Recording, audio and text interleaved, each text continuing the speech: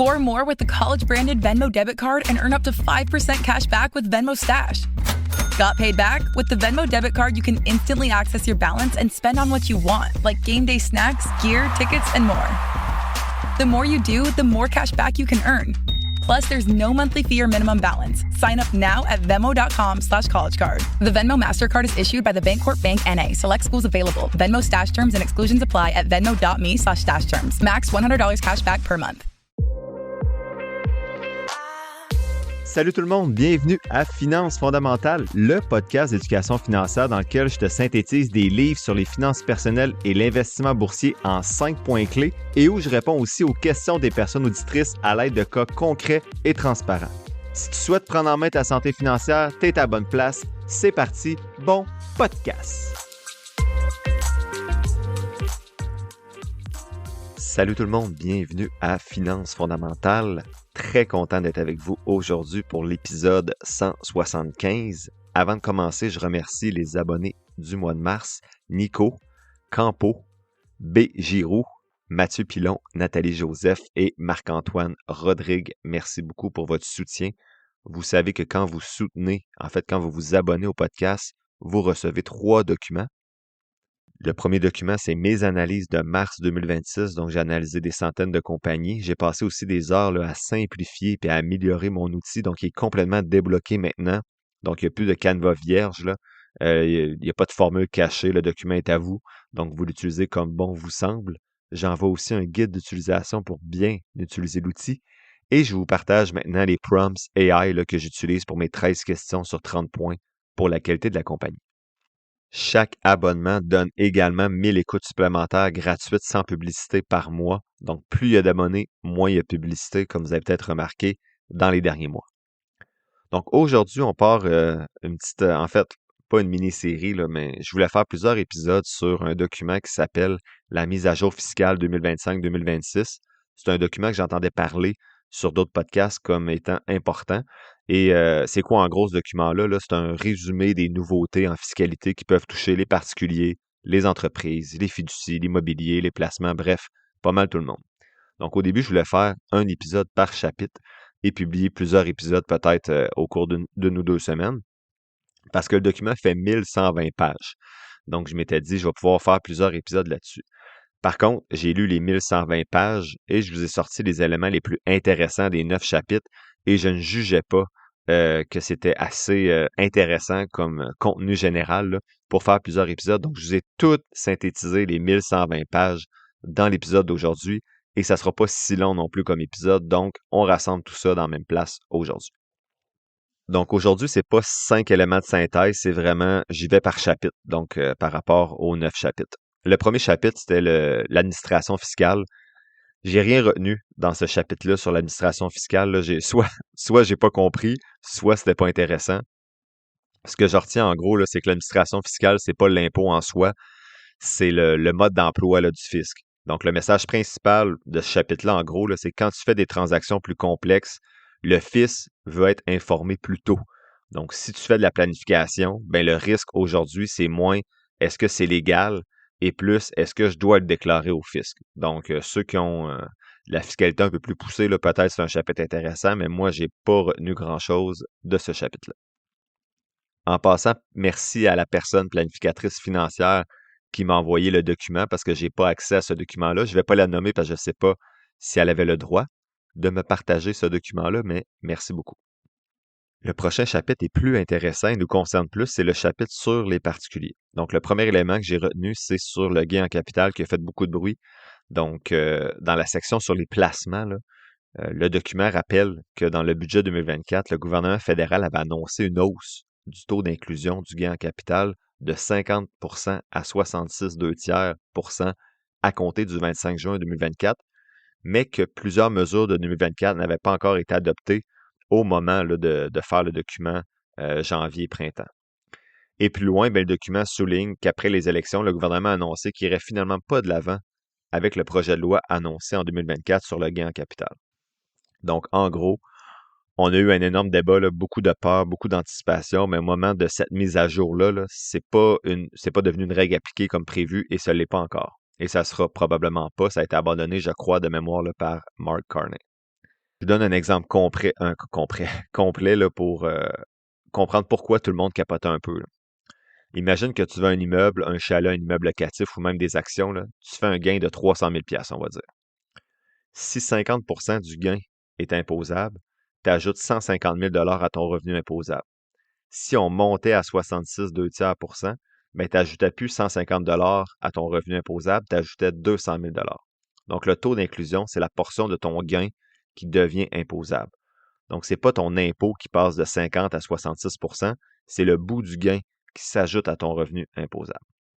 Donc, même si tu gardes les mêmes revenus, tu peux te retrouver avec une différence d'impôt importante juste parce qu'une plus grosse portion du gain devient imposable. Et c'est exactement pour ça que le sujet est sensible, parce qu'un gain en capital, c'est pas toujours un luxe. C'est parfois juste que quelqu'un vend un actif après 15-20 ans. Ensuite, toujours dans le chapitre sur les particuliers, on parlait de l'exonération cumulative des gains en capital. Donc, c'est quoi ça? Ben, fallait que je lise un petit peu, là. L'exonération cumulative, là, c'est surtout pour certaines ventes qui sont liées à l'entrepreneuriat, au monde agricole. Donc, pas pour ton portefeuille de FNB, là, mais plutôt quand tu vas vendre une entreprise là, qui est admissible à cette exonération-là cumulative de gains en capital.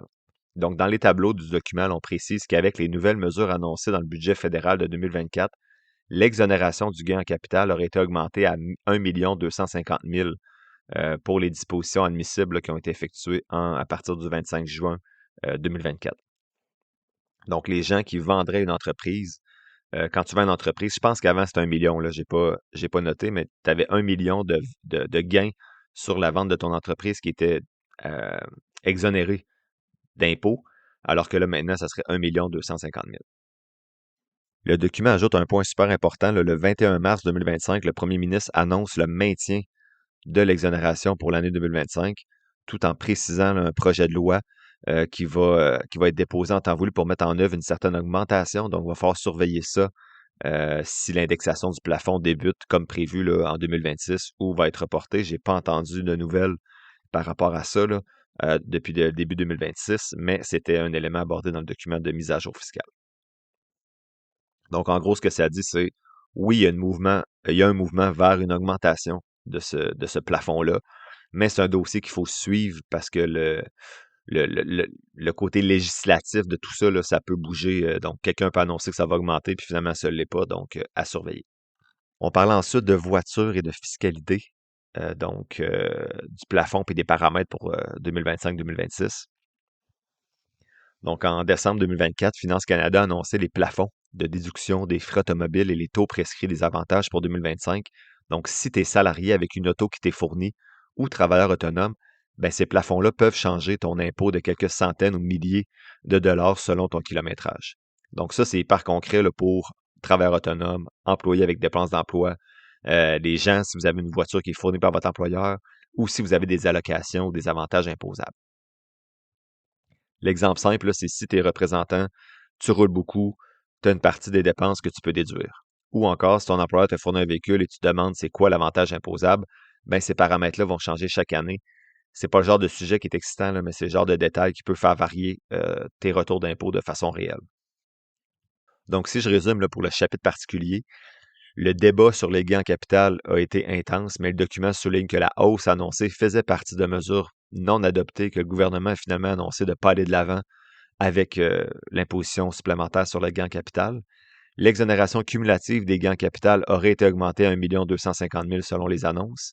Et les plafonds et les paramètres liés à l'automobile ont été mis à jour pour 2025. Donc, si ça vous concerne, allez, assurez-vous que votre comptable est au courant lorsque vous faites vos impôts.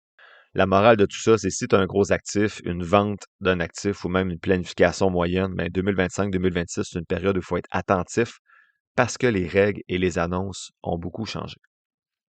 Le troisième chapitre, c'était le chapitre sur la fiducie. Donc, la première chose qui m'intéressait dans ce chapitre-là, c'est lorsqu'on parlait de l'impôt minimum de remplacement. On appelait ça le piège moderne là, des fiducies. Donc, l'impôt minimum de remplacement, le document dit qu'il y a des changements importants qui ont été apportés au calcul de l'impôt minimum de remplacement, là, je vais dire IMR à partir de maintenant, pour les années qui commencent après 2023. Donc, l'IMR, là, c'est un deuxième calcul d'impôt parallèle. Dans ton impôt normal, tu peux parfois réduire là, ton revenu imposable à presque zéro avec certaines déductions ou stratégies là, fiscales. Le fisc refait donc le calcul en limitant certaines déductions pour imposer un minimum. Et c'est ça qui fait que même une fiducie qui paie zéro impôt normal peut quand même payer de l'IMR, de l'impôt minimum de remplacement. Et le document explique pourquoi plusieurs fiducies peuvent maintenant avoir de l'IMR à payer. Donc, il y a seulement quelques fiducies qui vont être exemptées. Parmi celles qui ne sont pas exemptées, seuls les FAPH bénéficient de l'exemption de base. Désolé, je ne me rappelle pas c'est quoi FAPH. Et surtout, dans l'impôt minimum de remplacement, là, les revenus sont inclus en totalité. Mais il y a plusieurs déductions qui vont pas être prises qui vont être prises en compte juste à 50%. Donc, le revenu imposable IMR devient automatiquement plus élevé que le revenu imposable régulier. Donc, je ne comprenais pas tout à fait quand je lisais ça. Donc, j'ai essayé de faire un exemple concret là, qui vient du document. Donc, le document donne un exemple assez simple. Là. Une fiducie reçoit 10 000 d'intérêt. Elle a 3 000 de dépenses d'intérêt. Elle attribue 7 000 aux bénéficiaires. Donc, le résultat, l'impôt régulier, le revenu imposable, devrait être 0 parce qu'on est sous le seuil minimum, alors que l'IMR, le revenu imposable, serait de 1 500 Donc, l'impôt payable, c'est 0 au régulier, mais 542 avec l'impôt minimum de remplacement parce que le revenu imposable va être de 1 500 selon l'IMR et on a estimé dans ce cas-là un taux d'imposition de 36,12 pour la personne, donc 542 à payer. Et le document conclut quelque chose de vraiment important, là, même avec des revenus peu élevés. Si une fiducie a des dépenses non déductibles dans l'IMR, elle peut quand même payer de l'IMR. Et dans plusieurs situations, ça va être impossible de récupérer cet impôt-là, donc il peut devenir permanent. Et le punchline à Rena de tout ça, c'est que tu peux payer de l'impôt même quand ton impôt régulier est à zéro. Donc, il faut être prudent avec l'imposition des fiducies. Comme professeur à l'université, je me suis souvent dit que je devais être au fait de l'actualité pour avoir l'air cultivé, mais j'ai jamais eu la rigueur de lire les nouvelles par manque d'intérêt. Je vais vous avouer, j'étais donc bien content il y a presque 2 ans de découvrir InfoBref. InfoBref, c'est une infolette qui regroupe de façon simple et claire l'essentiel des nouvelles importantes, y compris l'actualité économique et financière, et tout ça en 5 minutes. Je vous invite à faire comme moi en vous inscrivant à l'infolette en cliquant sur le lien dans la description de l'épisode. C'est gratuit. Ensuite, le 4e chapitre, c'était le chapitre placement.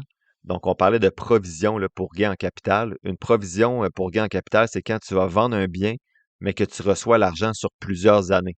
Donc, tu peux parfois étaler ton impôt sur plusieurs années au lieu de tout vendre l'année que tu vends ton actif là, qui t'a donné du gain en capital.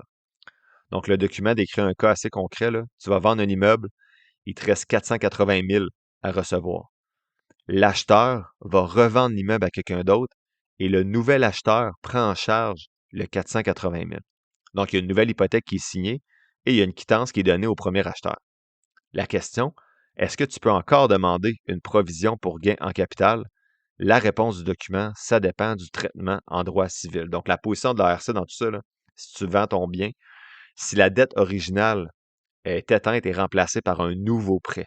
Donc, le solde de prix de vente est de 480 000 est réputé avoir été payé en totalité et aucune provision n'est disponible sur le nouveau montant. Mais si la dette originale n'est pas éteinte et qu'elle est seulement modifiée, c'est toujours possible de demander la provision. Donc, le vrai enjeu, c'est est-ce que légalement, la dette originale existe encore? Donc, il y a une petite histoire là, qui est proposée dans le document pour mieux comprendre. Tu vends un immeuble avec une solde de prix de vente. Tu veux étaler ton impôt sur quelques années, donc tu utilises une provision. Mais si tu signes une quittance et un nouveau prêt, le fisc va pouvoir te dire non, toi, tu as été payé, donc tu ne peux plus étaler ton paiement. Donc ça va surprendre énormément de monde. C'est une preuve qu'en immobilier et en placement, l'impôt joue parfois là, un rôle là, dans le contrat. En conclusion, ce qu'on retient plutôt sur les placements, là, c'est on parle de provision ou pas de provision, ça peut dépendre d'un détail juridique ultra précis. Donc, ceux qui sont dans cette situation-là, qui vendent un immeuble et qui ont une provision, là, assurez-vous de faire vos devoirs. Donc, quand tu fais une vente, justement, avec un solde, il faut que ton notaire ou ton fiscaliste, là, vous soyez tous sur la même longueur d'onde. L'autre chapitre, c'était les régimes enregistrés. Donc, on parlait de règles punitives qui existent pour le RE puis le REI, donc le régime études enregistré d'épargne études et enregistré d'épargne invalidité. Le document dit que les règles punitives qui existent pour le REER et le CELI concernent les placements interdits qui sont non admissibles. Donc là, je suis allé voir c'est quoi des placements admissibles par rapport à des placements non admissibles. Quand on parle de placement admissible, c'est un placement que la loi autorise dans un régime enregistré. REE, REI, REER, CELI, CELIAP. Les exemples typiques, c'est les actions en bourse, les FNB, les fonds communs, les obligations, les CPG, etc. Lorsqu'on parle de placement non admissible, c'est un placement qui n'est pas autorisé dans le régime, bien sûr. Donc, par exemple, tu veux mettre dans ton REE une action de ta petite entreprise privée qui n'est pas cotée en bourse ou un placement qui est très hors marché, qui n'est pas reconnu comme admissible. Donc, même si tu dis que c'est un bon investissement, si ce n'est pas sur la liste des placements permis, c'est non admissible. L'image simple, un régime enregistré, c'est comme un frigo. Tu peux y mettre du lait, des légumes, des fruits, mais si tu y mets un gallon d'essence, c'est pas admissible, pas parce que ça vaut rien, juste parce que ça n'a pas d'affaire là. La bonne nouvelle, si tu investis dans des produits standards comme des FNB, actions, CPG, fonds communs, tu es presque toujours correct. Les problèmes arrivent surtout avec des placements plus exotiques là, ou des placements privés. Et là, on parle de placement interdit. Ça, c'est important, là. Un placement peut être admissible en général, mais interdit pour toi à cause de ton lien avec le placement. Donc, c'est souvent une logique de conflit d'intérêts. Par exemple, tu contrôles une compagnie ou tu as une grosse influence dans une compagnie, tu vas acheter des actions dans tes régimes enregistrés. Le fils peut dire non, parce que là, tu pourrais manipuler la valeur, te payer des dividendes arrangés ou faire des transactions toi-même. Donc, on parle de, pas conflit d'intérêts, mais de, le mot, délit d'initié. Merci beaucoup. Donc, le document résume bien l'idée générale. Là. Il y a des placements interdits, des placements non admissibles, puis des règles anti-swap. J'ai évité ce bout-là, c'est un petit peu complexe. Là. Des swaps, c'est quand on fait des échanges entre contribuables et régimes que je ne comprenais pas, donc je ne l'ai pas abordé ici, mais je comprends le principe, là, mais pas comment le faire. Donc, bref, on ne parle pas trop de swap.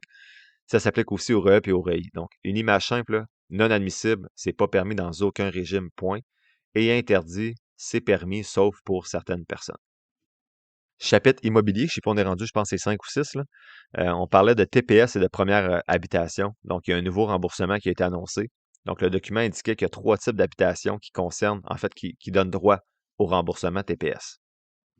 Habitation neuve achetée d'un constructeur, habitation construite par le propriétaire sur un terrain qu'il possède ou qu'il loue, ou des coopératives d'habitation. La date d'application de la TPS, c'est qu'il faut que le contrat ait lieu après le 26 mai 2025 et avant le 1er janvier 2031.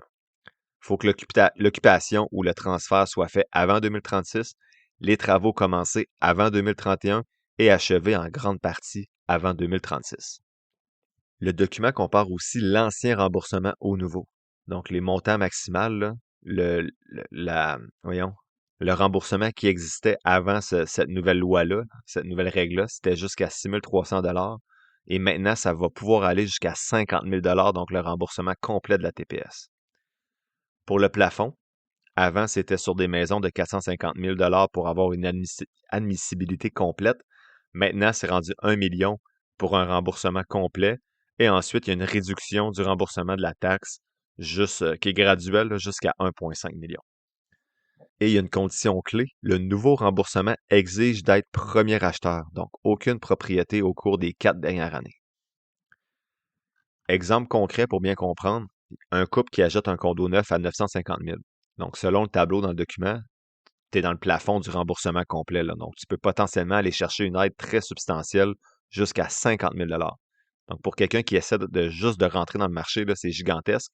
Et ce qui est important, c'est que ce remboursement-là vise surtout l'achat d'une habitation neuve, donc pas une maison usagée que tu vas acheter sur Centris.